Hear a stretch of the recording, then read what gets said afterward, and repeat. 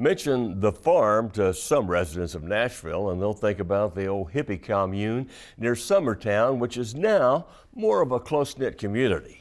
Well, to inner city kids in Nashville, it's a welcome summer retreat, as Gretchen Bates discovered recently.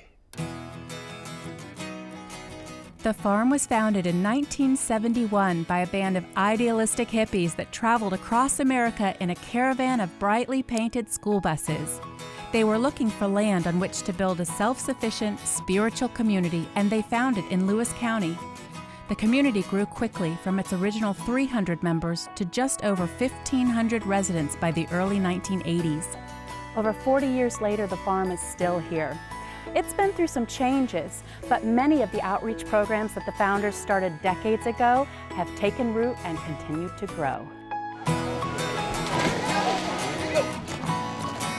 All right. I'll move this shit. And I got you rainbow. Oh, rainbow, okay.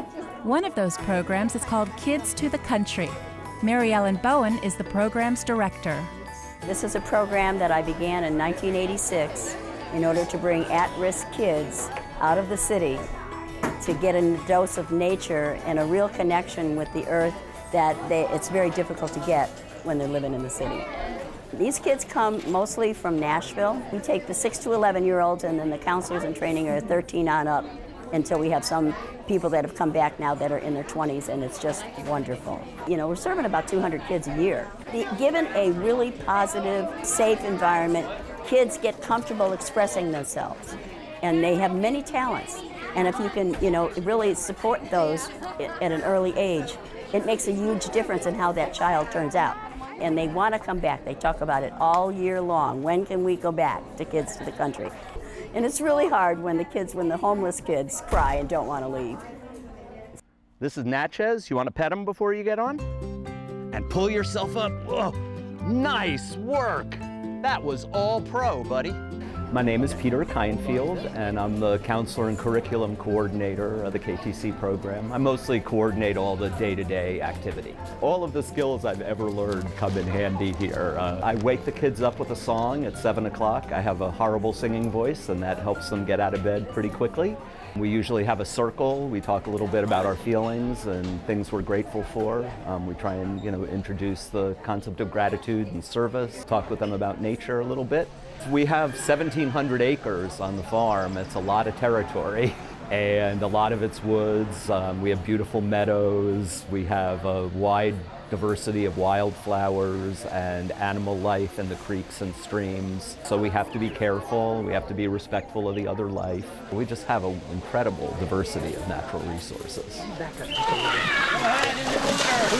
We've had kids who's stepping in a creek like they're ecstatic. This is the first time I've ever stepped in water that wasn't in a bathtub. I like the swimming hole, and I like to eat there. I like the food, and I like to play the games. Like walking, because it makes you stronger. It's awesome! Then after the swimming hole, then they come back here and they start getting ready for the talent show. Because every Wednesday night we have a talent show. Now watch me whip, watch me nay. Now watch me whip, watch me nay. And the kids perform, and then we try to get them to calm down enough to go to sleep. They're usually pretty tired from all the activities. They all really get a lot out of being surrounded by love and just being safe and supported in a calm, peaceful environment.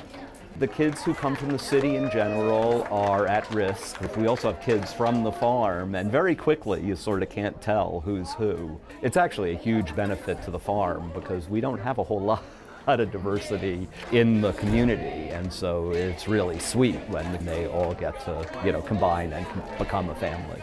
We talk a lot about being of service to each other. The best way to be of service to ourselves is to be of service to others. Like, they're just as eager to help prepare dinner or clean up after dinner as they are to be at the swimming hole. The kids get to just play, and the counselors are really working, and yet they're super eager to become counselors. It's just an amazing thing to see. Swimming does not include walking along the bottom of the swimming hole. That will not count as swimming. Tanja Ashford is a counselor for Kids to the Country. Little did he know when he first started volunteering just how involved he would become. I was in the AmeriCorps and I needed a whole bunch of hours to finish. And so one of my friends said, hey, you can go over to Kids to the Country and you can get as many hours as you would like.